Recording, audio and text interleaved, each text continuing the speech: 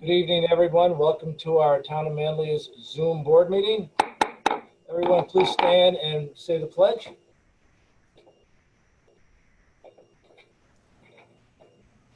I pledge allegiance to the flag of the United States of America and to the republic for which it and stands, one nation, God, indivisible, with liberty and justice for all.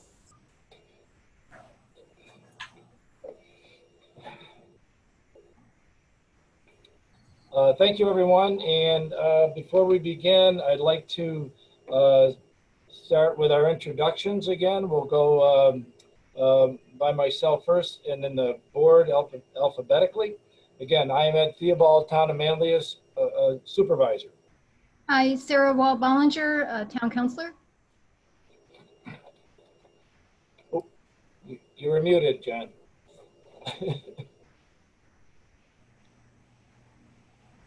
I can't hear John. No. You've got a sound issue, John. Okay. Elaine Denton, Town Councilor.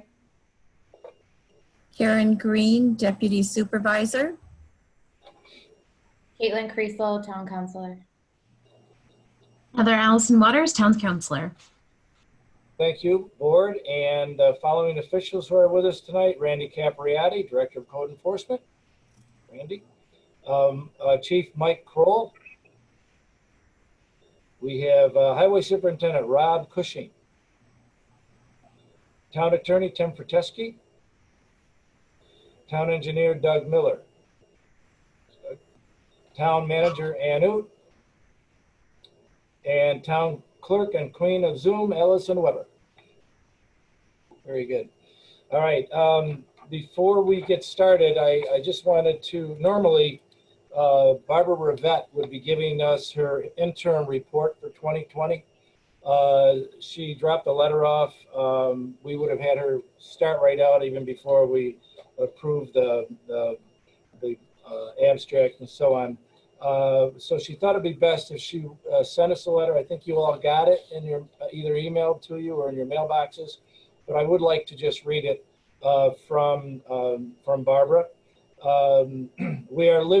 We are all living through history every day, every year. This year that is particularly noticeable because of the COVID-19 virus that has changed every facet of our lives. In March, I began collecting a separate record of the impact of the virus-related events or non-events in the town of Manlius. As much as possible, this includes its business, social, cultural, and civic life. Despite the virus, questions about people and events of yesteryear have continued. I also answer all the questions received by the Manlius Historical Society. And in January, I participated in a study session with new town board members about various aspects of the development of the town. I have developed several new slide programs that have not yet been shown to the public because of my programs have been canceled by the virus shutdown. I monitor several online local websites and participate when it seems appropriate. I also am continuing work on my long-range reference projects. When public traffic resumes at the town hall, I have several displays ready for the front hall, which are always enjoyable. And I greatly appreciate the cooperation I receive from everyone in the town hall, especially the town clerk's office, who graciously deal with whatever history brings to their counter. Predicting what the next 6 months will bring is impossible. I will participate to the best of my ability. Signed, Barbara S. Rivette, Manlius Town Historian. And we'll make sure you get this, Allison, maybe we can put it on your website or Facebook. All right, very good. All right, moving right along, we'll move on to approval of abstract number 14. Mr. Supervisor, I'd like to move for approval of abstract number 14 in the amount of $264,554.83. I'll second that. Okay, all in favor? Aye. Aye. Opposed? Carried. Very good. And next we need approval for the minutes, excuse me, of April 24th, 2020. June. Mr. Supervisor, I'll make a motion to approve the minutes of June 24th, 2020. I'll second. All in favor? Aye. Aye. Opposed? Carried. I guess I was going back to COVID dates. So very good. All right, next on the agenda, we have item 4. This is a continuation discussion of the zone change Brolex properties on 7430 High Bridge Road for the zone change residential 1, R3 to R3. And there's also, I believe now, R5 and RA. So with that, I know we talked a lot about this at the last board meeting. We decided that we needed to hear back from the county on the amendment that was sent to include RA in this zone change. Tim, you have that there. Can you just give us an overview of their report? The issue that we asked the county to look at was, there were 2 issues. One going from R5 to R3, which originally the applicant had requested R5, but determined that R3 was the best zoning for the project that he had. They had no problem with that. It's actually a less intense zoning than R5. And the other issue was whether the entire property, because this is a split zone property, the front 5 acres, front meaning that on Route 92, is zoned R1, and the remaining 18 plus or minus acres is R3. Originally, the applicant had requested, in the application at least, that just the R1 be changed to R3, and that caused a lot of discussion at the last meeting, and we wanted the county to weigh in on whether or not zoning the entire property R3, including the RA component of it, is would change their minds at all. Based on their resolution that came out today, it's not. They are still recommending that they're not opposing the project. They're saying it will have no countywide impact. So we're free to vote on this project without a majority plus 1 vote. And that would be to include the, as I mentioned in here, the RA, all of the property that they had requested, correct, Tim? And I forgot to introduce you, Brandon, once again. Brandon Jacobson's here with us this evening. Sorry, Brandon. Yep. Again, we, Ellison, since I think the public hearing is still open, but we don't have any further comments or anything. So if we wanted to close the public hearing and come out for discussion for the board, and then Public hearing's closed. it is closed. Mm-hmm. Okay, thank you. I couldn't remember if we did it last time. Between extending them and opening them, and And we've also already done seeker on this. pardon me? Oh yeah, the secret. That's right, we did. Right, very good.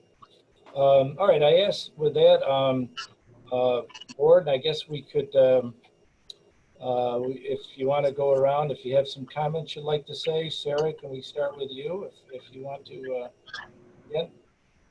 Anything you want to add? Yeah, I don't think I have anything to add. I thought that getting the report from the county was helpful. What was that? Getting the letter from the county board was helpful. Yes. Mr. Jacobson, did you get a copy of that? Because there was quite a lot to it. Yep, I reviewed it. Thank you. Okay. Elaine, any comments? Or John? I do have, I have some comments. Oh, you want to go to John? Come back to you, John. Sorry. Yeah, go ahead. Go ahead, Elaine. Elaine. Yeah. Sorry. Okay, so this is what I got. I have, first, I do want to mention that I believe once we have a comprehensive land use plan, these zoning decisions could be easier to consider, but creating a comprehensive land use plan will take time. Zoning changes are one of the most impactful decisions the town board makes, as far as I can tell right now. It absolutely affects the town as a whole, and especially in the immediate area of the zone change. The comprehensive land use plan should help us organize our assets, so some of this confusion that we've had, especially on this project, should lessen. But as we look at zoning decisions today, we only can make decisions off of the current information we have. I have looked at the parcel on Highbridge Road and the surrounding parcels. The development next to this parcel, Huntwood Path, is also zoned 2 zones. R1, where most of the development was built, and RA, where the floodplain is. I've also looked at our zoning map, and you can find other instances of properties being zoned 2 zones. So it's not uncommon, at least in the town of Manlius. So due to the floodplain that is located on this parcel, the density concerns that I've definitely expressed, and residents' concerns, I don't support changing the entire parcel to R3. Okay. John, we'll go back to you if you want to make any comments on this. Yeah, I think, we've been obviously looking at this quite a bit. I thank everybody, especially Brendan, for your patience on this. But I'm now with the recommendation from the county. I do think, I believe I am in favor of this. And what I do urge is the folks that have concerns about this, the planning board is going to be the next place to go to voice those concerns about density and actual implementation. So, anyone who's watching, anybody who, gave us communications and stuff like that, I urge you, pay attention to when this goes into site plan review and take part of the discussion at the planning board, because that's gonna be the place where who's gonna really decide how dense this property ends up being. Okay, very good. Thank you, John. Karen, you want to make any? Yeah, Mr. Supervisor, well, I want to thank the county for their expeditious response, getting right back to us. It's greatly appreciated. And certainly to Mr. Jacobson's patience on this. But I'm glad the board has had an opportunity to thoroughly review. And I would like to make a motion to approve. All right. If there isn't any more discussion. Yeah, well, there's a motion. So do we have more discussion before we ask for the second? Well, usually you second first and then you have discussion. Yeah, we can do that. Okay. I'll second. Okay. Now we'll finish the discussion. All right. So Karen, Caitlin, do you have any comments you'd like to make? I've really been going back and forth on this myself, and I honestly still don't know how I'm going to vote. It's just going to be the next 60 seconds interesting. But I wondered, Elaine, if so Elaine, your thoughts are that because it would require us to change that back parcel to be zoned to allow for the cluster zoning in the front, that you don't feel like it's the right decision. Yeah, correct. And then too, I think we need to remember that our planning board, when they gave us their recommendation, they did say that that there needed to be more information to find out if it was suitable for a cluster development, and like they didn't have a recommendation at that time about it. So just put that out there. Okay.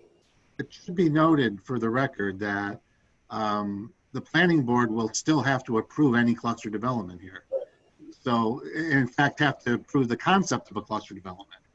Not only the cluster development itself, but they'll have to make a determination as to whether or not they think it's a cluster development is appropriate for this site. So there's still a lot of work to be done, even if we go forward to, tonight. On the motion, I just want to make sure I understand what the motion is. The motion is to approve going from R1 and RA for the entire 23 acre parcel to R3. Is that the motion, Karen? That is correct. All right. Thank you for clarifying that, Tim. Let's see, Heather, do you have some comments you'd like to make? I just want to thank our colleagues here for, and particularly Elaine, for being so incredibly diligent. And really, I just can't say enough what it's like a masterclass, really, honestly. So I can understand why in her professional life she serves her clients well, because she is serving the people well.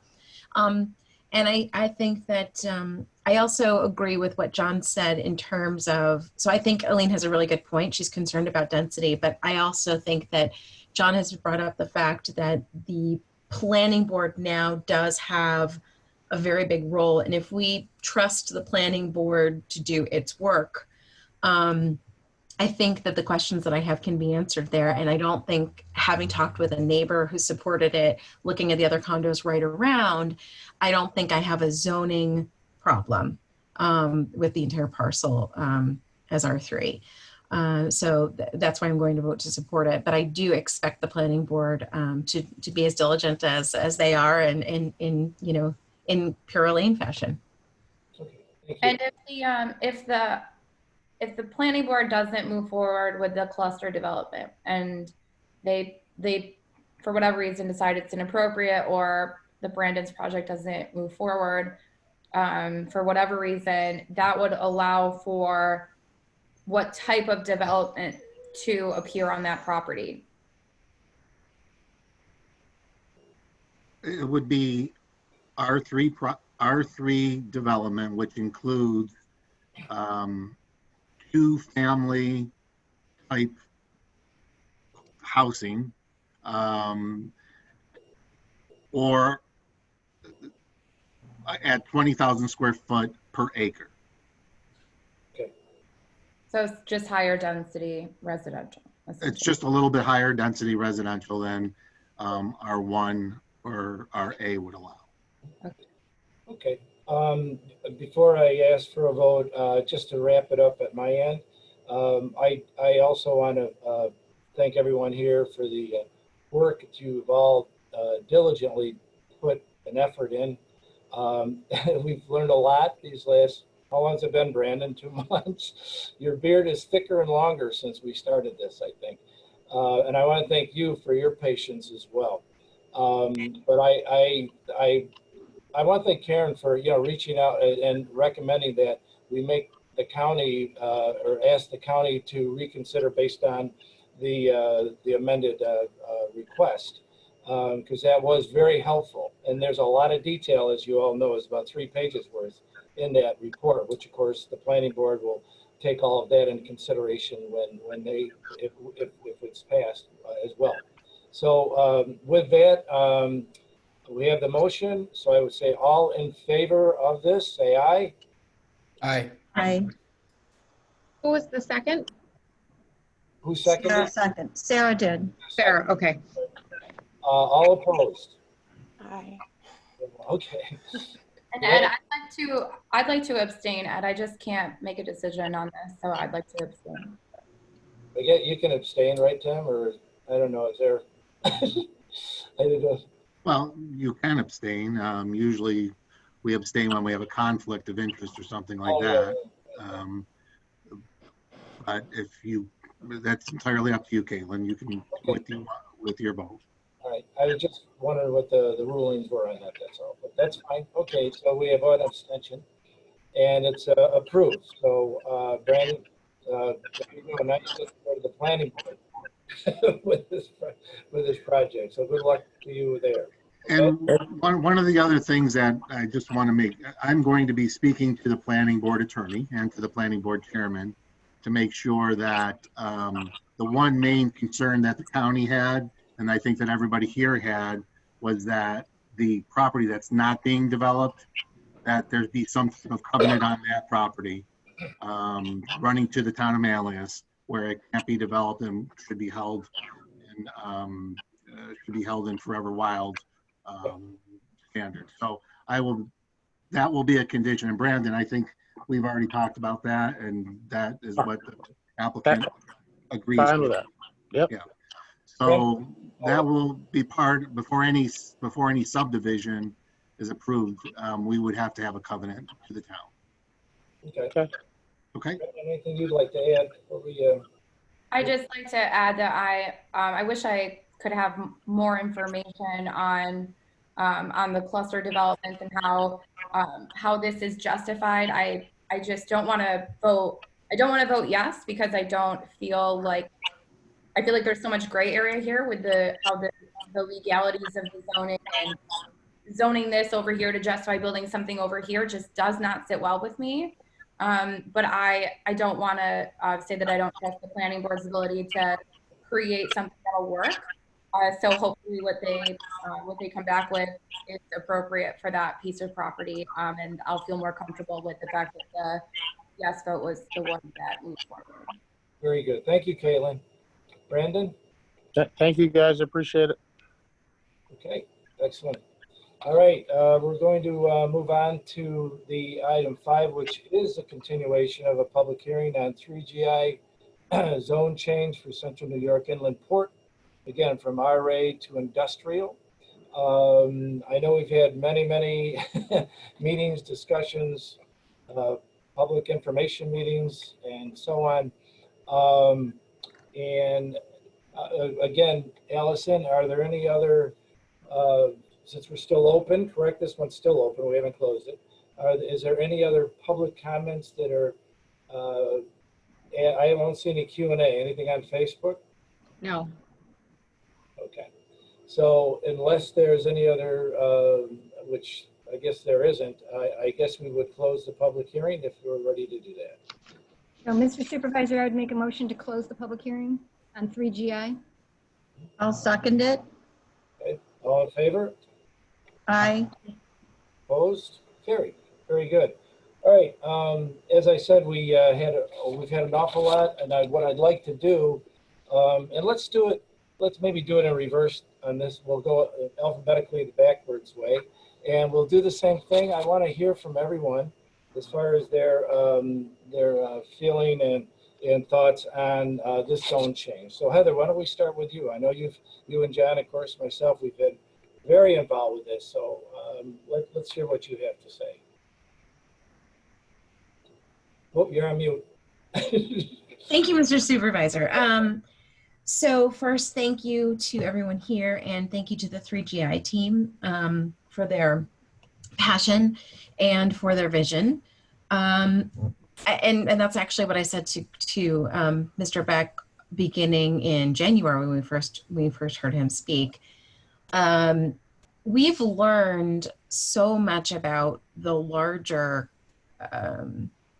dynamics around sort of the warehouse strategy initiative that is burgeoning at the county level, and how it's connected to the national warehouse issues with Amazon and other retailers, and the fact that the Panama Canal widened, and there's a great interest in being as efficient and cost effective and as green as possible, getting goods places where they need to go. We had the interruption of the coronavirus just after the approval of the railway that comes into our community was accepting international goods. We learned that the state had included, of course, an inland port, and the interest in working with projects and with organizations like 3GI that was in the state transportation plan. However, they also said that traffic was not expected to be greatly changed, which doesn't make sense to any of us practically. And therein lies the hook. 3GI has presented an idea that would mitigate traffic. It does have some particular, the zone change is about this area and this idea of in this space anchoring logistics. And we don't seem to have bodies who will commit to even the idea that we're having more traffic. We're not hearing that from the county. We're not hearing that from the railroad. And railroad probably wouldn't say that, because then, they don't need to say that. That's not there. Our school district is quite concerned about it because they're right there. And because of coronavirus, maybe we're not seeing exactly, and because of the trade dynamics that have happened in the world, we're not seeing what the real impact of this new change of international goods really is, but we have to anticipate that it's coming. But we don't have parties ready to be partners for this sort of a logistical venture that we can see. So the space and place and the rationale for a project coming to us for a zone change has been very challenging. Even though the vision behind it and the bigger idea that a public-private partnership, an inland port, is something that a municipality can engage in and benefit from, and it's one of the ways that, with a warehouse strategy, that the people can benefit. The other thing here is that we don't have the ability right now and don't have the support to regulate trade in any sort of way. So it's been very difficult because I feel like we go 3 steps ahead and we see this vision and we have these wonderful partners, but also we get pulled back in lots of directions. So by the players not being supportive. One of the things that I think has emerged as our highest priority, and then I'll stop here, is mitigating the traffic and taking responsibility for the needs of the people that actually live in our community. So I want to thank 3GI for always talking about that as a central piece, but also talking about how the people should probably benefit from an economic strategy like a warehouse strategy. I think that those are really very important benefits, and also doing it in a manner that I think seeks to protect the environment and reduce CO2. That said, I think that we're at a difficult inflection point with this particular project but I think we've gotten some new information. So I'll let others share with what that is, and I'll let 3GI also share with where we are in the discussions about this. But people, when they joined us, just to summarize what my understanding was and what my experience was of the feedback we got, people either didn't recognize that we had a lot of traffic and were worried that the inland port was an attractor for traffic, so they didn't understand the concept, or they were curious about how it would actually function. So understanding it, and I think shining a light on how all these bodies work together and communicate has been extremely valuable and important for the town in moving forward. That's where I am right this moment with it. But would leave it to the fellow counselors and also our 3GI presenters to offer their thoughts. Okay. Very good. Caitlin, would you like to, any comments or thoughts? I seem to have lost Caitlin. Did I lose her? Where is she? No, I'm here. My dog was attacking the door, so I stepped away for just a second. Okay, sorry. Go ahead. No, I think Heather summarized my thoughts very well also. I've had so many people reach out with confusion surrounding this proposal and have done my very best to educate them about the nature of what an inland port is and the different problems that these communities are going to face regardless of whether an inland port is developed. But I've heard nothing but concerns. I haven't had one person reach out to me in support of the project. Even after all the explanations and education, there's been so much concern, and certainly the problems are going to exist, as Chris and his team have done so well to educate us. And I think it's important that we find a solution for that. But the concerns from the community have been clear, and that's weighed heavily on, I think, all of our minds in this discussion, and it's something that, of course, will be framing my thoughts on my vote tonight. Thank you, Caitlin. Karen? Yeah, Mr. Supervisor, this has been a difficult process for many years, and we have heard a lot and listened and was able to give feedback. And I love commerce. I love to see it develop. The shipping industry is fascinating because 90% of everything we have in touch arrives to us through shipping. My concern has always been our town community. I've spoken with a number of the residents and certain people representing our school districts. The prevailing concern is the traffic and the detriment that it would have on our community.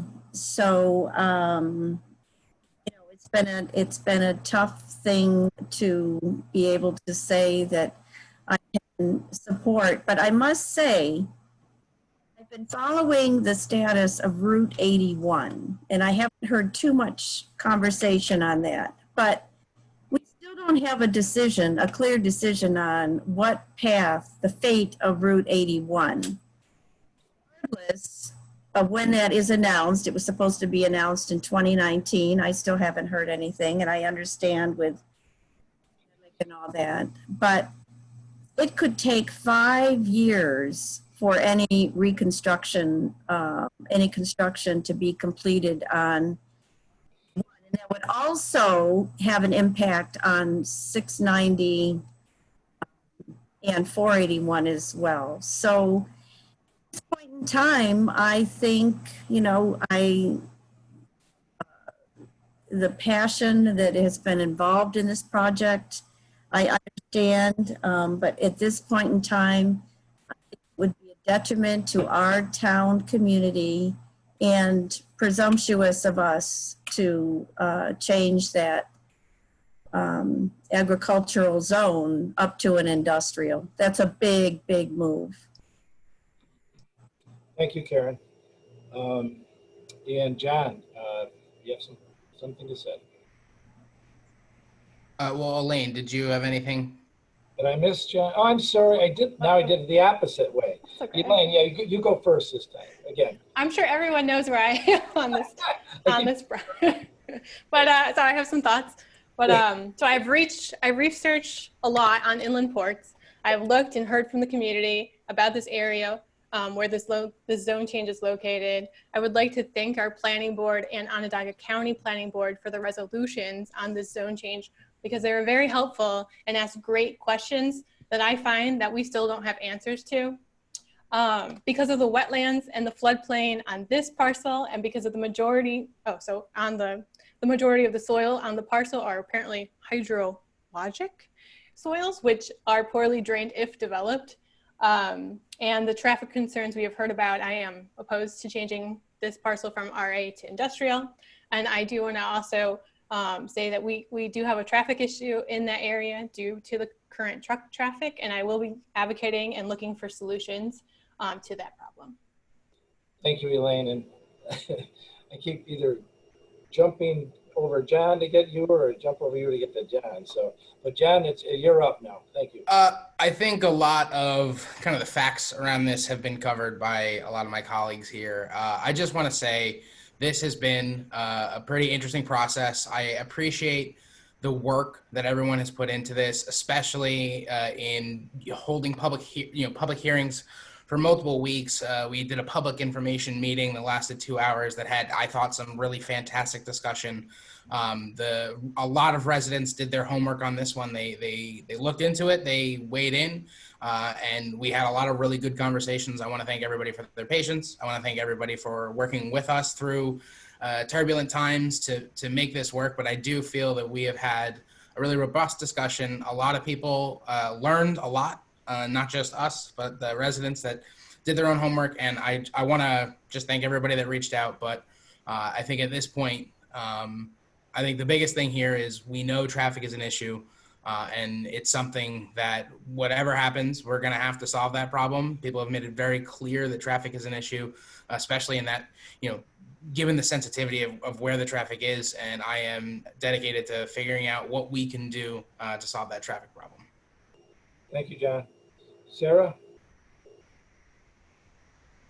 So I agree with most of what's been said. What I would like to emphasize is that as a result of this process, which, you know, we're now 6 months into it, is what I've taken from this is that this is really a regional issue, that while the site happens to be in Manlius, the issue is much larger than that. And we did invite some external people to come to one of the public hearings, but I feel that that's the direction that we need to work on, particularly with the town of DeWitt. The new cranes are in the rail yard in East Syracuse. I think, you know, Gurdon Road is actually shared with DeWitt. I think that we need to have a much more cohesive, at least a two-town strategy. And maybe if we're going to involve, if this really is about the whole warehouse strategy, then maybe we need to involve Clay as well. I just think that this is bigger than Manlius, and I am not comfortable making a decision that will then force the hands of some of these other municipalities with something that could have been strategized differently. Well said, Sarah. I guess before we make a motion, whoever will do that. Again, you know, this has been going on. We've been talking about this for more than 10 years with Chris. Before you make a motion in, Am I muted or what? What happened? I'm sorry. this is Yeah, Chris, let me finish talking first, okay? you're gonna make a motion before you hear what I'm gonna say? Well, we haven't made a motion yet. I'm just making some comments here. Oh, okay. I just said before we make a motion, you know, I just wanted to say a few things here. Okay. You know, this has been it's been a more delicate project than I think we felt starting out. I mean, we're looking at zone change. We were looking at trying to alleviate some of the manufacturing part of it near residents, so we reduced the zone size. Our concerns, of course, was access in and out, the traffic, which you've all mentioned, and once we got into the weeds, okay, and we heard from the planning board, and again, they asked a lot of questions which haven't been answered. We heard from the county planning board, and of course, we had many meetings, as I mentioned early on. This is a difficult time, I think, at this point for the zone change. Without something concrete, it's going to reduce the traffic, and we don't have that. And that's basically my thoughts on that.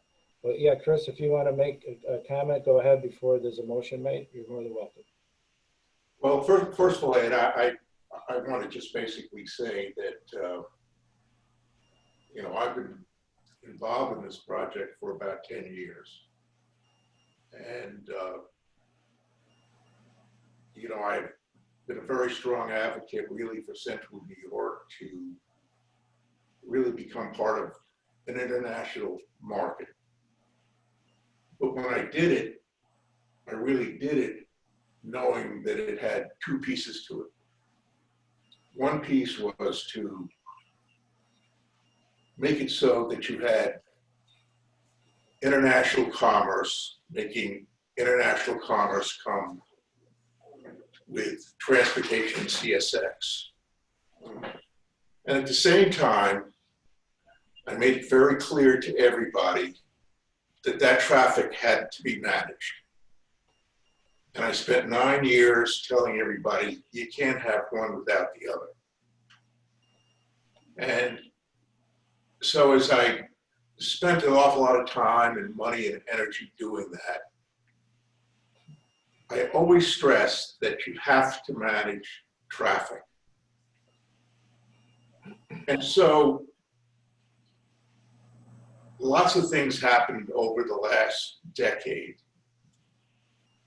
And the state made a decision after years of just confusion around it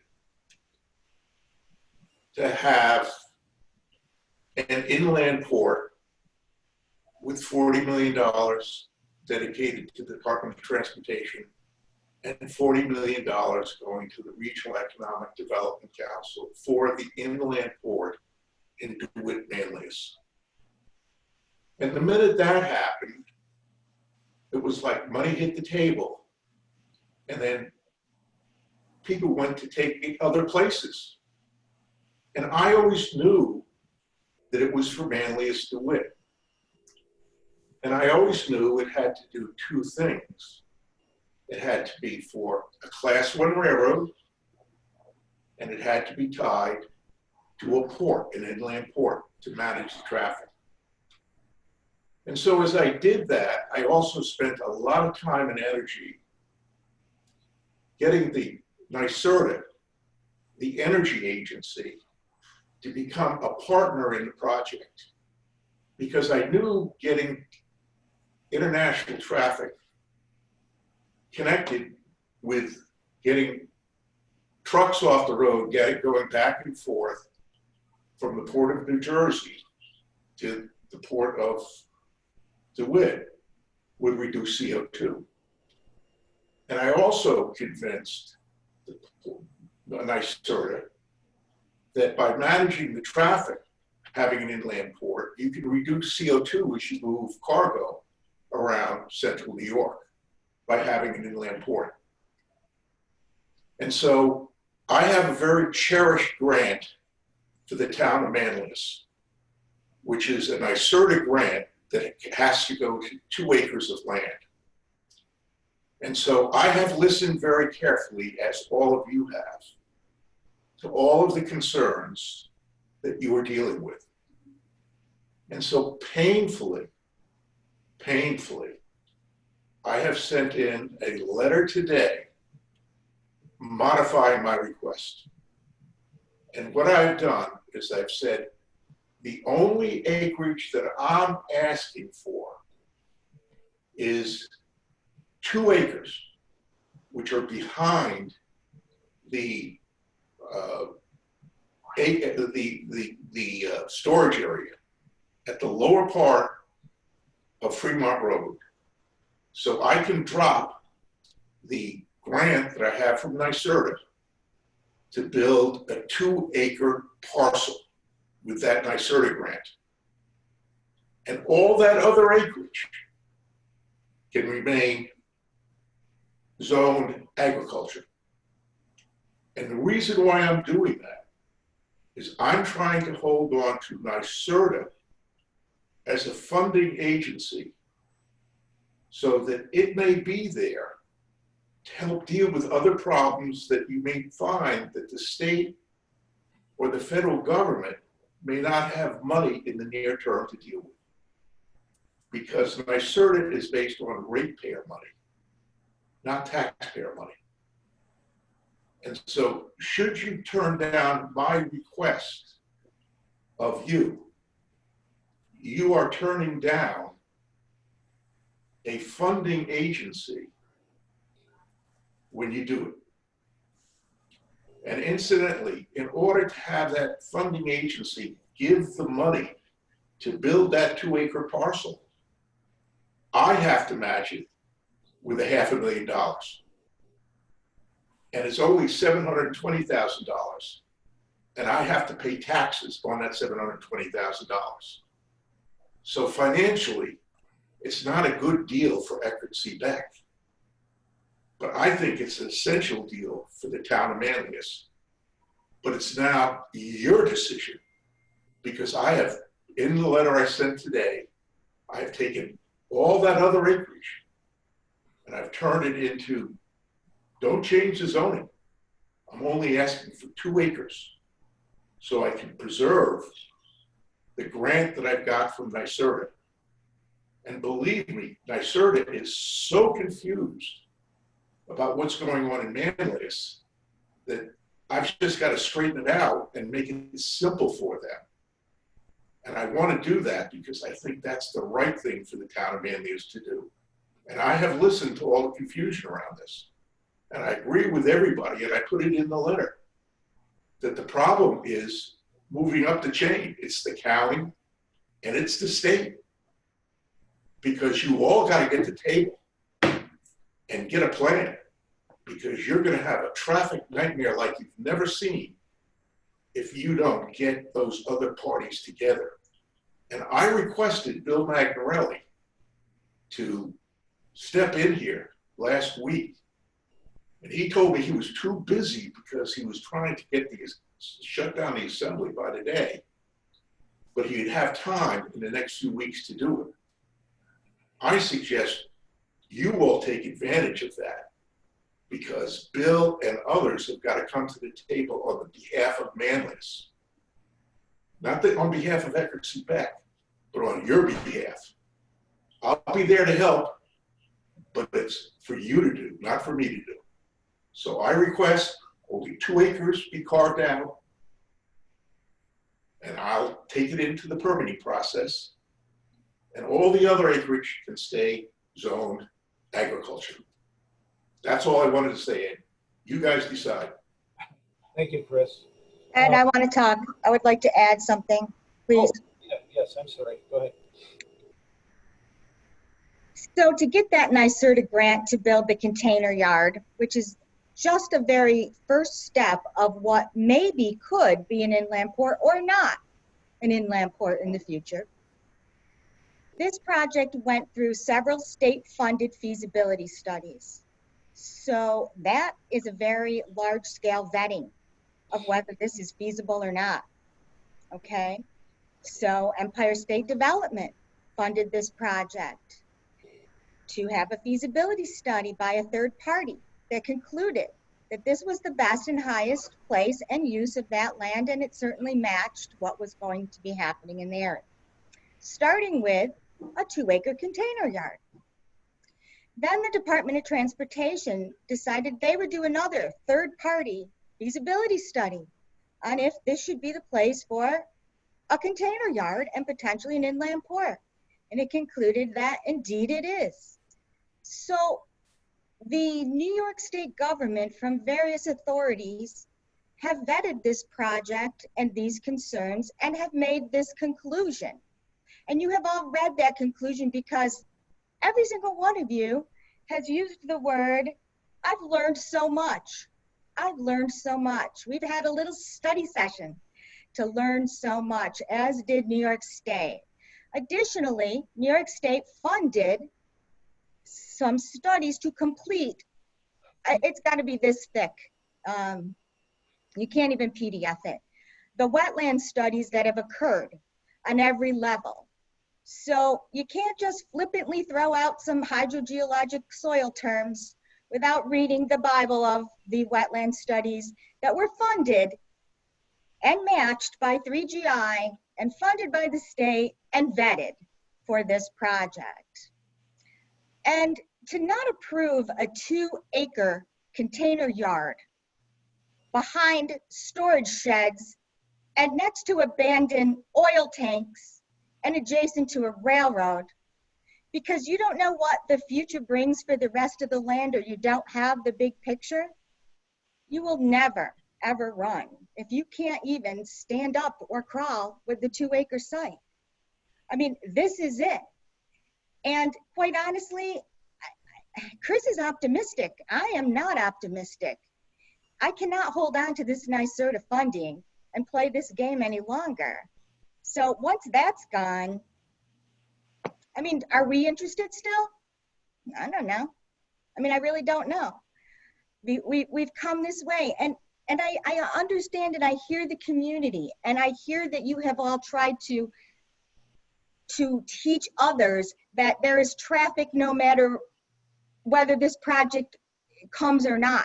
It's not a traffic creator, right? It's a 2-acre container yard. Someone's going to store their stuff there. Someone is going to put cargo containers there that will help manage some portion of something to do with traffic. And you all have said you understand that. But yet, because the community is uproar about it, you have to make that part of your decision. I can't help but liken that to all the science that goes behind wearing masks, but then saying, I'm not going to wear them because, you know, a lot of the community doesn't really like it, even though I have educated myself. I can't help but liking it. Ida, I'm gonna have to interrupt you there because I'm struggling to continue sitting here and listen to you be as disrespectful to myself and my colleagues as you're being right now. And I completely disagree with your. Wait, Caitlin, I have to interrupt. Wait, Caitlin, I have to interrupt you and say we cannot interrupt Vita when we don't interrupt Chris. I did. So, best I so could that was to our keep error then. it. But honestly, it is sexist. It is sexist to push down just because Vita's being strong in this moment. I mean, and I say that, and I know disagreed you didn't intend to do that. I disagreed with the metaphor of the masks, and Chris didn't use any mask metaphors. And I really just do not think that that's an appropriate metaphor to use during this board meeting. But Caitlin, Heather's right. We've gone around the room, and we should listen to what Vita says. Okay. I'm happy to listen to what Vita says if she I speaks on the understand subject. your feelings on this. I do. But I do want to ask Vita if she wanted to, wrap it up with anything else she wanted to say. Vita? No. Okay. It falls on deaf ears. Well, if I can interject just a couple engineering pieces before we're done, and I'll be real brief. And as a engineer and a planning aspect, when we talk about the 2 acres and we talk about land planning, the first thing I look at is the existing zoning. So we say, well, it is RA zone, but we need to look at the zone map and say, yeah, it's RA zone, but it's surrounded today by industrial zone. The area to the south is industrial zone. The area to the east where the self-storage units and a portion of 3GI property is zoned industrial. The property to the west of the 3GI property, inclusive of the 3GI property adjoining Gurdon Road, is industrial zone property. The property to the north of Kirkville Road is zoned industrial. So what we're asking for now, we have, by Chris's discussion, reducing even further what we're asking for, but it is not a spot zone by any means in a planning sense. It's a 2 acre that would be contiguous with existing industrial zone. When we talk about the environmental aspects, the property that we're asking to be zoned industrial is upland. It's not in floodplain. It's not in wetland. It is a upland area so that it is a developable area without a DEC permit to make that happen. So I just want to kind of make that clear that there are portions of the property that are environmental aspects, but this portion we're asking for is not. Thank you. Thank you, man. I would like to wrap this up, hopefully, and then we'll decide what we're going to do. I agree with what Sarah had to say about this is bigger than the town of Manlius, what we have going on here. And I think that our town supervisor in DeWitt would totally agree with that, because I know that he's been working on projects over there along with our engineer with some things that he's been working on for quite some time now. And not to go into detail because, I don't want to upset the apple cart with the work he's doing right now. First of all, you have not originally come to us to request a 2 acre zone. What your request has been from the original point was the whole acreage, and we reduced it. And then we sent it to the planning board, they sent it back to us. That's what we need. And Tim, correct me if I'm wrong on this, but I would think we need to vote on that. And if they want to come back with something that says we're going to apply for 2 acres, they need to go back and do that. Am I? That's correct. Okay, that's. Well, can't we amend that application and continue one more time and just amend the application to the reduced area instead of starting all over again? Well, you amend the application, sure, but tonight is the vote would be on the entire acreage. If you want to amend it, we don't have any. Apparently, a letter came today. Nobody's even. I haven't seen it. Nobody's seen it. I haven't seen it. Heather saw it. I think Heather received it. Yeah. May I say something? So, okay, so it sounds like there are two pieces of information. There was a conversation with Assemblymember McNarelli who said, I can't talk about this now, but I could talk about it. And I believe for other zone changes, like the Burlex Properties one, we held off and made sure we were all on the same page about what we were looking at and what we were actually voting on. So I would be in favor of getting that clarity and immediately out. I mean, the only problem is, of course, the public hearing aspect of it, because the public wouldn't be able to understand, would they? Yeah, I don't know, Heather. I get what you're saying. I feel we're just kicking the can down the road here a little too much. And there are a lot of concerns, and Vita, I listened to your passionate statement as well as we listened to Chris. And it's just, you know, we've got to the point now where it's a big concern. And it was even said, maybe the containers wouldn't go in there. And that's a concern. What would go, anything can go in there in an industrial if this doesn't work. And that is a concern of the boards. You know, so that's probably one of the major concerns besides the traffic and as far as the 81 project, Karen, I heard the county executive on the radio this morning. That's going to be a long time before any decisions are made on that, especially with the state funding and so on. That is a big issue that the governor and everyone's going through right now. So, you know, with that, I hear what you're saying, Heather, but I'd like to, we've closed the public hearing. We've all made our comments, and I think it's time we had a vote. Mr. Supervisor, I'd like to make a motion on the zone change for the 3GI Central New York Inland Port from RA to industrial. You're making to approve it, you're saying? To approve the zone change. Okay. Do I have a second? Okay, Caitlin seconds. Okay. All in favor? Opposed? All right, it is not passed for a zone change at this time.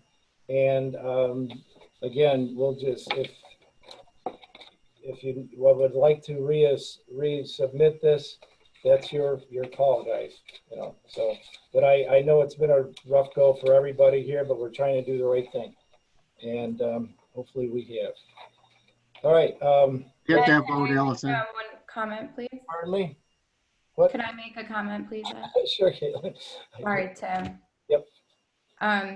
So Vita, you mentioned that it's a couple of storage tanks next to an abandoned this and a industrial that, and you had your whole list of the things it was right next to, but it's also right next to a school, and it's right next to several dozens of homes where families and children live. And we have to take all of that into consideration. We absolutely took into consideration the inland port and the fact that the train station or that the train tracks have been changed, and that CSX has is going to be doing work with the warehouses in Clay and DeWitt. We would never have considered this zone change unless we really felt like it could solve a lot of problems. And we talked about it, and we heard from you, and we read everything you gave us, and we listened to members of the community, and we weighed the benefits and we weighed the cons. And we feel what Karen had mentioned, that there are other solutions that are better than the one that you've presented to us. So it's not falling on deaf ears, and I don't appreciate being cast in a disparaging light as if we're not listening, because we are listening, and we've been listening. Ed said this, it's been 10 years, and the current board has paid a lot of attention to this over the last 6 months. And we would never, ever have considered zoning this industrial for just anything. We gave you this time, and we really thought about it. And there were a lot of days where I thought I was going to vote yes on it.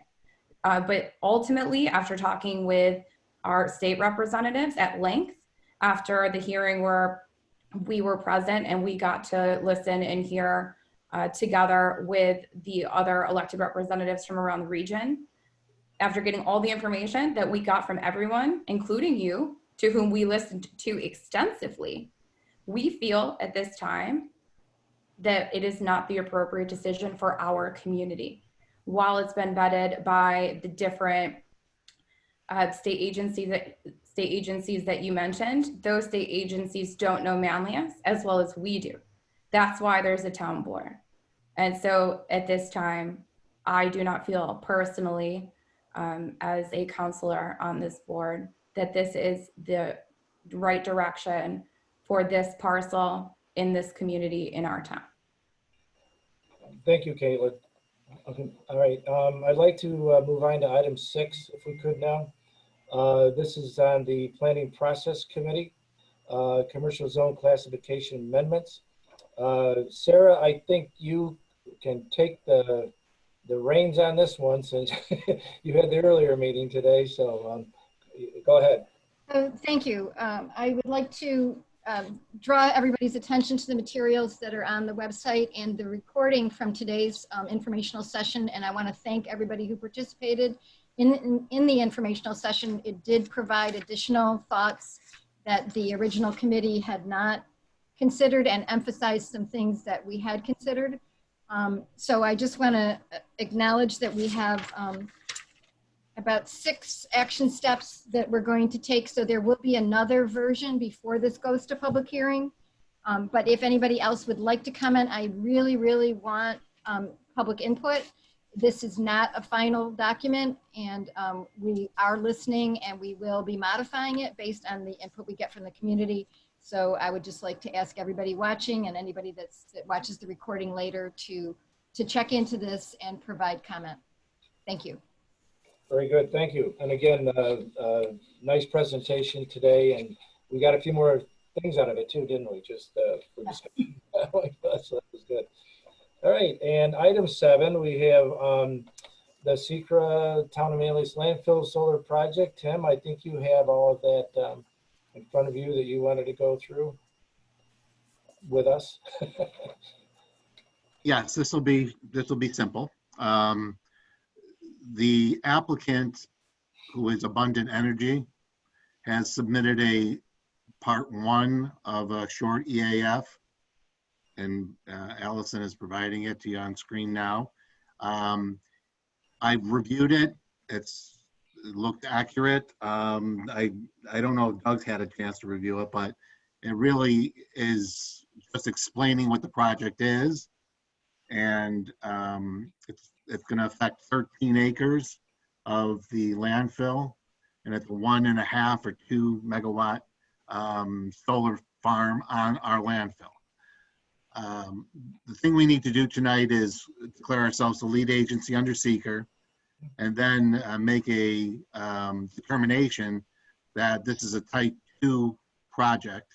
The state law says under part 2, types of projects, if it is a project for a solar farm on less than 25 acres on a landfill, then it would qualify as a part 2 action. So the first thing we need to do is just make a motion to declare ourselves the lead agency for purposes of the lease for the landfill. All right, we need a motion for that. So Mr. Supervisor, I would make a motion to declare Town of Manlius the lead agency for this type 2 action of a solar farm on a landfill. Okay. Do I have a second? Second. Okay. All in favor? Aye. Opposed? Carried. Okay. Go ahead, Tim. And then just Need another motion, you said? well, yeah, a motion that we've determined this to be a type 2 action based on the attorney's review of the secret regulations. Okay. So I'll separate what I said before into 2 motions. right. Thank you. Good. So you've made the motion for the type 2 now. Okay. All right. And we need a second for that. I'll second it. All in favor? Aye. Opposed and carried. All right. Now we're ready to go. So for purposes of the lease on the landfill for a solar farm, we have now agreed that the environmental impact would be minimal. That's why the state has determined this is a type 2 action. Now we're in the process. Now we go into the process of determining whether or not we're going to enter into the lease. And that will be for another day. I had a conversation today with Chris Carrick, and I told him I would get him my comments on the lease within the next week or so. And then we could be in a position to determine what we want to do with that lease. Anybody have any questions for me about that? Tim, if on the lease, does this bind us to use them for this project? We leased it to them, yeah. Oh, okay. So you're going to get that information together?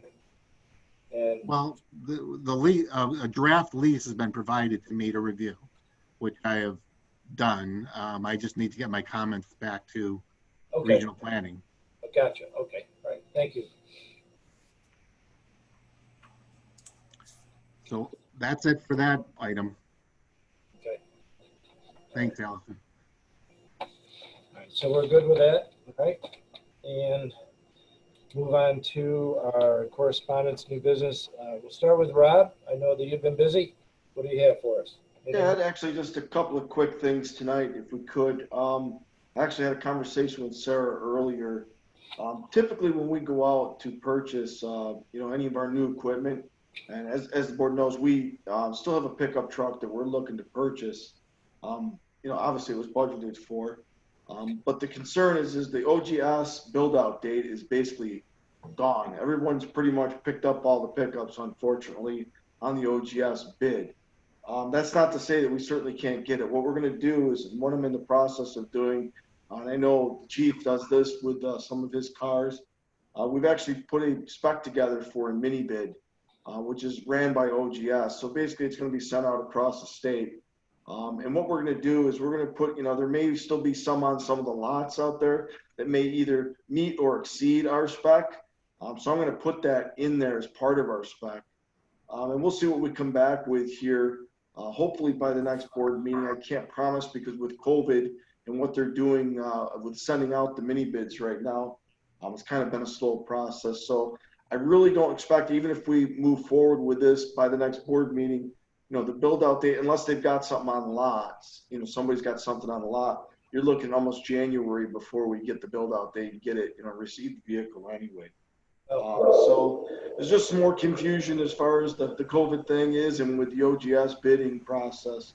But we're just going to try and do it through the mini bid if we can. So for information, I'll get the information back and I'll certainly bring it back to this board to determine, what we want to purchase and what would be the best for us. So that's one thing. The second thing is I met with the state executive committee last Thursday. And I guess there's been some good news. There's been a lot of the, or not a lot, or a few highway departments have put in for their CHIPS funding, have received checks back for full amounts. So I think that's a good thing.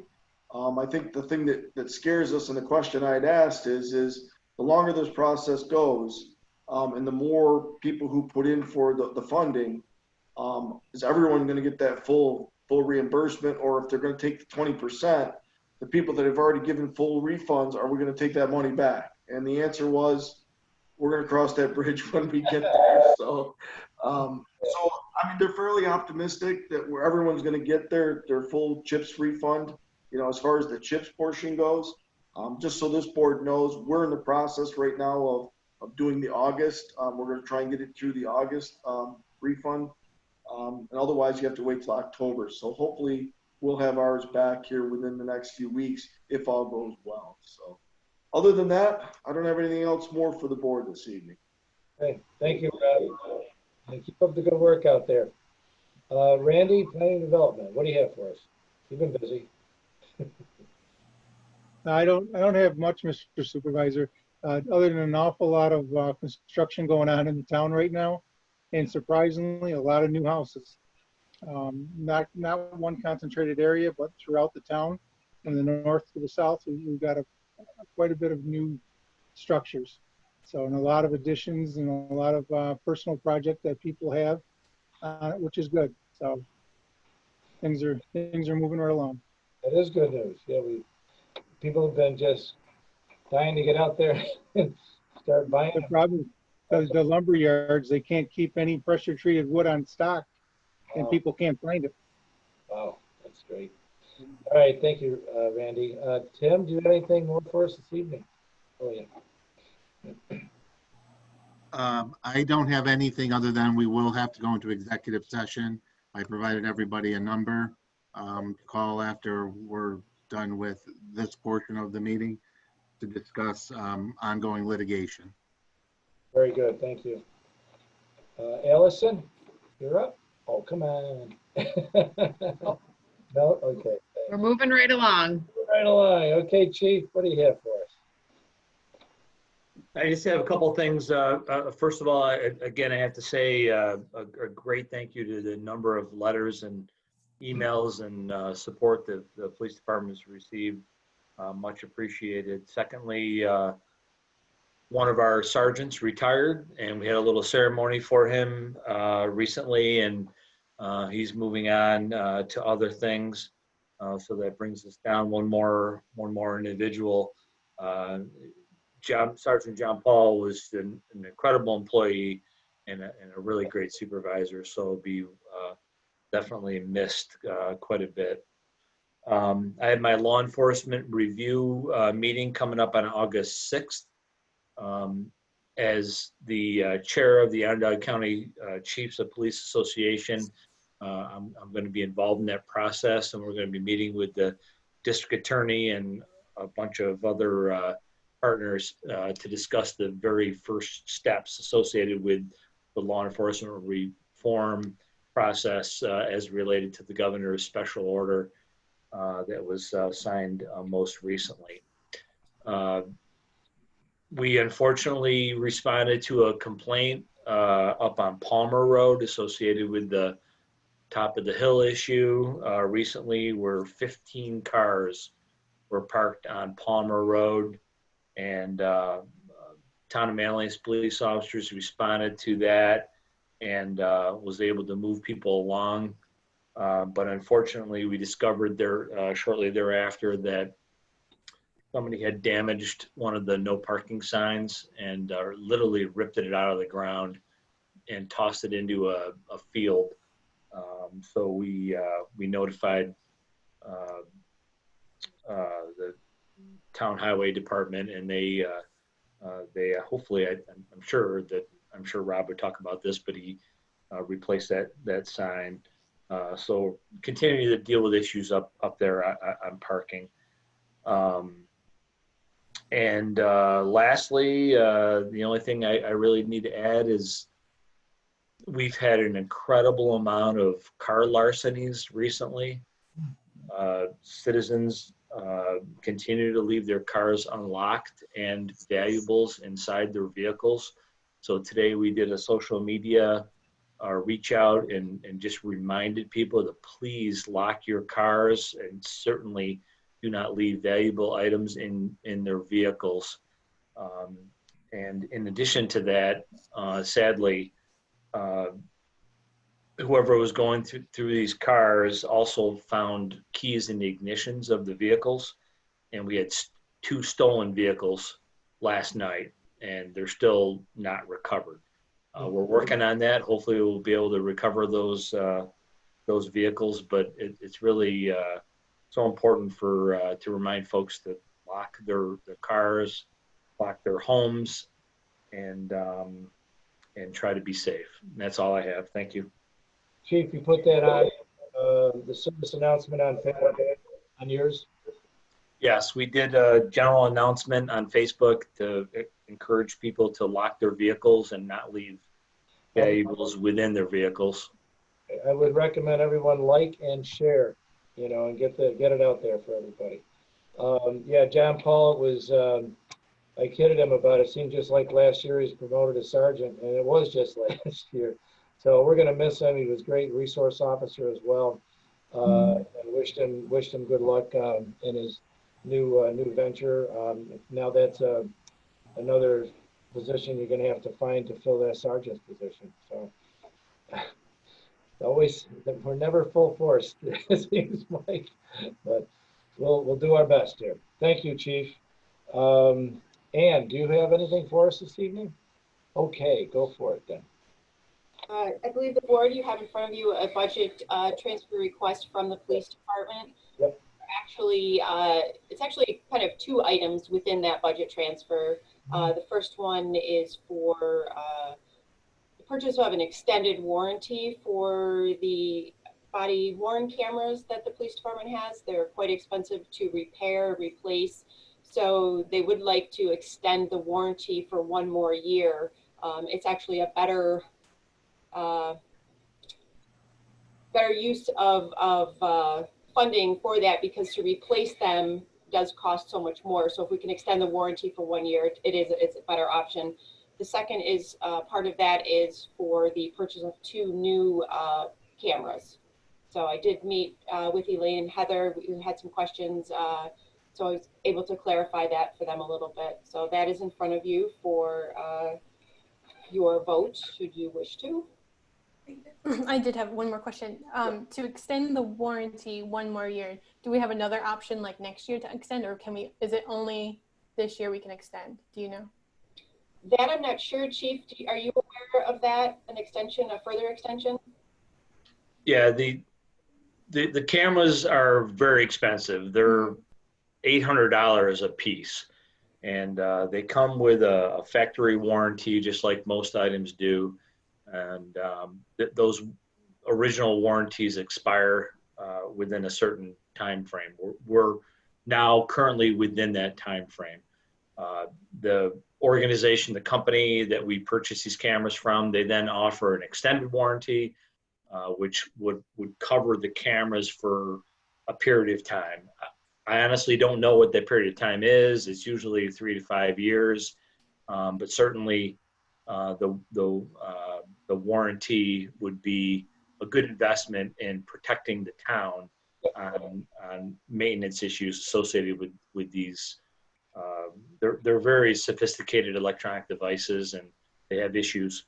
And we have had a number of issues, but we've had less issues with this new company than we did with the previous company. Yeah, I think the numbers on that. Can you give me the numbers just so we can be reminded of them, both the warranty and the warranty extension would be $3,800, and then the purchase of 2 new cameras would be $2,850. Oh, all right. Okay, I thought we were talking really large numbers here. Okay, very good. Elaine, you had another question? Well, the only reason why I asked is I was just wondering for budget-wise, if we have to do this every year to make sure we factor that in. No, it's definitely not an annual expenditure. We will incorporate that into our annual budget, but we purchase these new cameras all at the same time. So if those warranty considerations are advised, we would incorporate that into the budget. But it's really not an annual purchase. It's longer than that. Okay. Oh, gotcha. Okay. Thank you. Mr. Supervisor, you would need 2 separate motions, correct? You No, would, or yes, or Tim? Tim is saying yes, and no. 2 separate motions, Tim? I don't think that you do need 2 separate motions. It's contained in one, but if it. No, that's fine. That's fine. Okay, just one. To extend the warranty and to purchase the 2 cameras. All right, I will be happy to make that motion to make the budget transfer for the extension of the warranty and the purchase of the new cameras. The extended warranty is in the amount of $3,800 and the new cameras $2,850, I believe. Correct, Ann? Okay, Second? Do I have a second? Oh, there we go. All right, second. All in favor? Aye. Opposed? Carried. Okay, very good. Thanks, Ann. What else? Anything? Just a quick reminder again, we've begun our budget preparation. We have met with department heads to kind of go over that briefly. So stay tuned. I know the supervisor will be providing a calendar schedule of upcoming dates. The other thing, I've just been working on our FEMA application for reimbursement for those items that we have purchased due to the COVID pandemic. So there's quite a lengthy application, but I have great support from the New York State Department of Homeland Security. They provide an individual contact for each municipality. So that process is underway, and hopefully we will receive full reimbursement. So I will keep you up to date. Anne, could you say a little word about the reopening of the offices? Oh, sure. Yes, we did. So Town Hall is now open to the public. We kind of made that a little bit of a soft opening to see how that process would go. Allison and Peggy, our recreation director, did a great job setting up a layout when you come into Town Hall. We have a table set up. We are taking contact information from those individuals coming into Town Hall, and then they're being directed to the department that they need to see. We are currently, the hours for public are 9 to 2 because we're trying to staff that table. So with limited staffing, we had to have those hours shortened. You know, of course, we'd still be available by appointment if somebody really needed some assistance, but it seems to be going very well. I think we'll continue that, and we just continue to provide the great service that we have, and we'll look to expanding those hours as we can. But I think we'll now put something out officially, you know, on the website and, you know, the Facebook page, just to let people know. But I don't know if Allison has anything to add, but I know the traffic's been good. I think people have been very responsive and very respectful of the process that we have established to try to keep, you know, the public as well as the employees as safe as we can. Agree with everything she said. Yeah, it seemed that I asked Kay today, and she goes, people seem to be really appreciative of coming in and getting, you know, getting the service they get from us once again, you know, face to face, and you know, of course, with masks and socially distancing and everything. And I want to thank you, the three of you, and you know, Peggy included, with the work that you have done to organize this this soft opening, as you call it, Ann. And the hours are 9 to 2 for the time being. And you'll be getting together to make some recommendations on opening for the full 8:30 to 4:30 at some point. I'm sure we'll be in discussion. So, all right, thank you. All right, we'll go around town board. Sarah, can we start with you tonight? Me? So the only other thing that I wanted to share was that the Finance Committee is having our first meeting of the year on July 28th. And we kick it off, as Ann mentioned. Where are we having that? I haven't heard about it. It's going to be a Zoom meeting. Oh, all right. It's you, me, and Caitlin is on the Finance Committee. And Elaine is going to join too. Oh, well, at our organizational meeting, we made the arrangements of you, me, and Caitlin. We can't have 4 of us. Oh, okay, got it.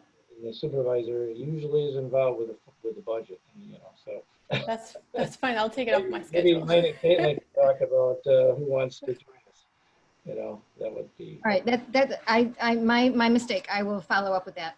Oh, okay, good. Thanks. I appreciate that. All right, 28th it is. Okay. Very good. Anything else, Sarah? No, thank you. Okay. And John, we'll go to you next. So I have 2 things. One, I am looking to help staff the table out in front of Town Hall sometime next week.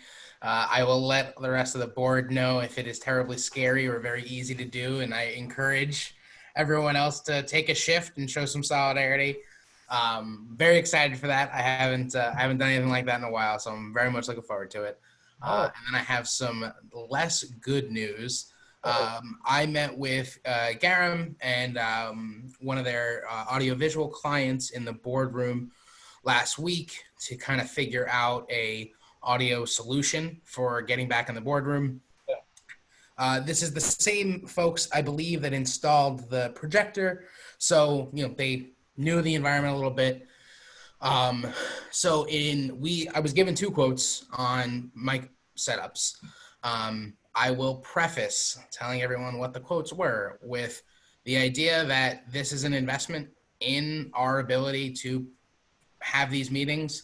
It's not likely that, I don't even know if ever we're going to get back into the boardroom as it used to be, if we ever get there. That being said, I think it's been made very clear that the accessibility that we've moved to with Zoom has been great with participation. If everybody remembers, when we did do the initial live streams, the audio quality wasn't the best. Yeah. And so, as I've said a few times, I really want to make sure that we keep the level of our broadcast meetings. So that being said, the Cadillac wireless forever good. This would include 4 microphones that sit on the desk that capture audio in kind of a wide arc. This would mean to anyone watching from home, it would sound like you were, if we were sat in a semicircle, it would sound like you were sitting right in the middle, kind of just taking it all in. So even better audio quality likely than if you had been in the boardroom and been sitting, perpendicular to a counselor who might have been talking. That again, this would be something that we would install into that corner cabinet where we actually found like a super old TV that was used at one in a VCR. So the wireless setup with the 4 mics, they'd be wireless mics, is with installation and a year of service would be $12,000 or a little less than $12,000. The wired setup, which would be, so the wireless one would allow for up to 12 microphones. So assuming we get a podium and presenters or even some possibility of the public coming back in, we could add like one of those little gooseneck mics to the podium. We could have a handheld mic that someone could use during a presentation. So we would be able to extend that out quite a bit. It's also equipment that, could move around the building if needed. So the wired solution, so this would essentially be the same thing, except with wires running along the tables to the microphones. We would be able to, I think, add 2 more mics down the line if we wanted to. And I'll send the quotes out to everybody. Yeah, good. That one would be $6,000 or a little less than $6,000, including installation. And just to throw it out there, I have been looking at the suggested equipment to start a podcast, which at the end of the day, if we all get back in the room, it's not that very different than a podcast. We could, I think, definitely with Garam's help, put something together in the $3,000 to $4,000 range. Maybe if we went to the most simplest wired microphones, or even perhaps surprisingly the little lapel mics they wear a body pack for, are somewhat reasonable. You'd be limited to I think 10 in a space at a given time. We might be able to make something work. That being said, based on the conversation that Justin from Garam and I had, I do think either of those solutions as presented would be a significant investment, but I do think the outcome and the value is there. When we think about how much everybody wants to get back in a meeting room, I have said it many times, I think in a regular 3-hour meeting, probably 30 minutes could be regained just by being in person, and it changes the whole dynamic of the conversation. And I think we all want to get back into the boardroom. So basically, I'm going to send that out to everybody. I'm happy to answer any questions. I do personally think that either would be a worthwhile investment. It shows faith in the fact that we want our residents to hear us, quite literally. And I would hope that by making this transition, it really starts to kind of tie up all the loose ends as we move back into the boardroom. And like I said, I'll send the quotes around. I'm happy to answer any questions. I am going to put together kind of like what I would say would be our, jerry-rigged kind of solution. The only thing I will say about that is the two quotes we were given are really meant to be, you walk in the boardroom, you turn the mics on, you hit the power button, and they work. Yeah, I would say, John, send that information out and everyone send questions to John at that point. The only thing I will say is that the sound system that we have now, and it was before you, I think, Allison, right? So that's been before me, I know. So it's definitely time, and also so we can hear the public too, because when we have the open podium, that's not always, it's hard to hear. So yeah, so get those out to us. We'll take a look at them, and we'll try to figure this out, I'm sure. And that's all I had. Okay, thank you, John. Elaine, do you have any? Yes, I know you have some. Thank you. So I've been looking into creating the Public Safety Advisory Committee to address Governor Cuomo's Executive Order 203. And as it turns out, there's not much I need to do except to say that we are creating this committee. And we're ready to create this committee. This committee will include myself and Councilor Deere, and at least 9 community members. We will post so we're going to post a form for anyone who is interested in being on this committee, for being considered to be on this committee, tomorrow on our website, and we'll also post it from our Facebook account. So look for that. We are looking for residents from across the town to be on this committee so we can get everyone's input. Please share this with anyone you think who would be interested in helping us work together to gather community input, identifying the services needed by our community, review our police procedures and practices, and present a plan of recommendations to the town board for public comment by next February. Bless you. I hope to have our first meeting of this committee by the end of August, hopefully, maybe. And I'm very glad to know that Supervisor, you and the chief will be very involved in the county DA's working group that will be meeting soon. And I look really forward to hearing their plans as we build our committee as well. So, yes, very good, Elaine. Yeah, August 6th is when we'll be meeting with the DA along with the chief and some other officer or other village police representation too, I believe, chief, right? So it should be a good one, and we'll see what happens, and just bring everything back to the town. Very good. Thank you, Elaine. Karen, what do you have for us? I'm all set, Mr. Supervisor. Thank you. Welcome. Caitlin? Is Caitlin? She had to excuse herself from the meeting. Okay, all right. Heather, then you're up. Oops. I just make a quick mention that if you look in the Eagle Bulletin this week, you'll see commentary by Councilor Bollinger and myself, which I know we all had a chance to look at. A little bit of information about the comprehensive planning and kind of introducing the concept broadly and publicly. And we have a link, thanks to Town Clerk Weber. We have a link to the information about the comprehensive planning that's included in the commentary, and also a link to the Google form.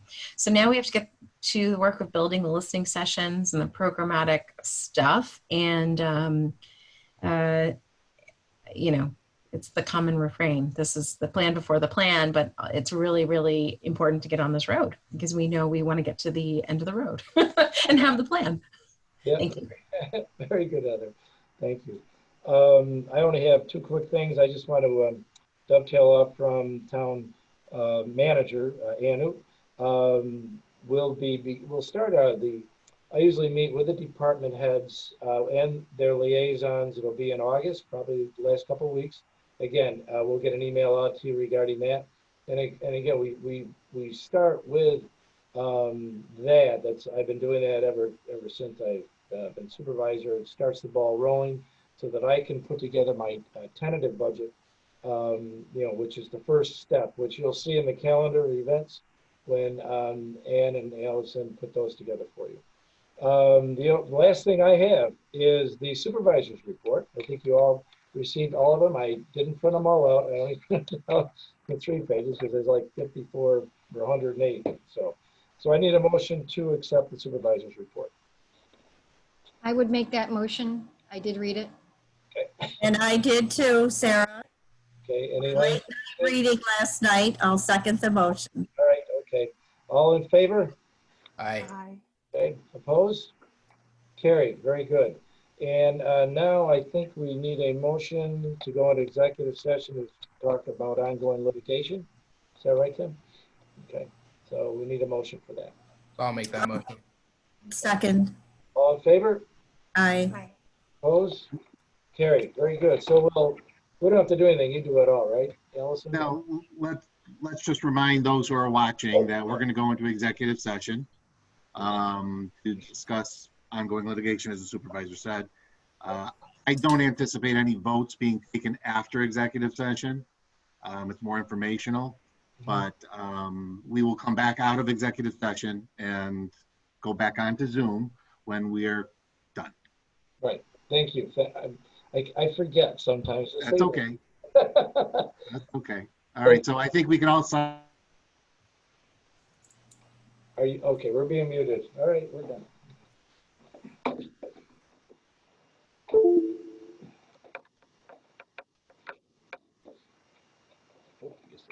Get out of here.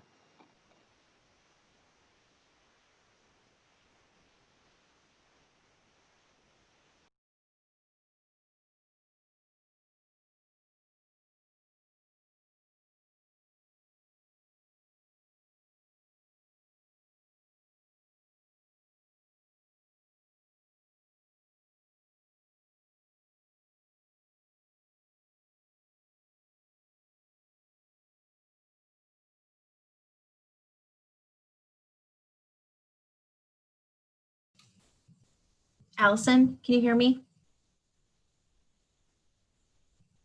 Yes, Hi, I'm so sorry. My phone was doing some sort of weird updating. So do you mind texting me the phone number, please? I will. Thank you so much. Yeah. Thank you.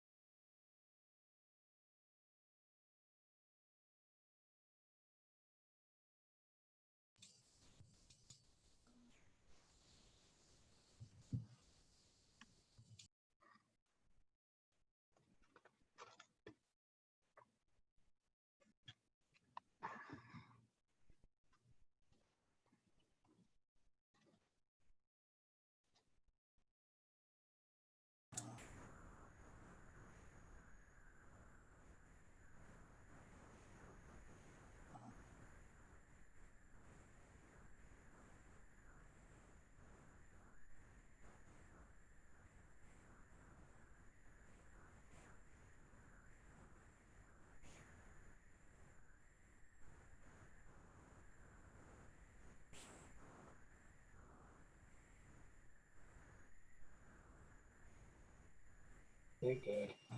All right. Okay. Okay. All right, I think we're back on. So is everyone's back? Okay, as Tim said, we aren't voting on anything. So I believe we finished all the business, and we just need a motion to adjourn. I'll make a motion to adjourn.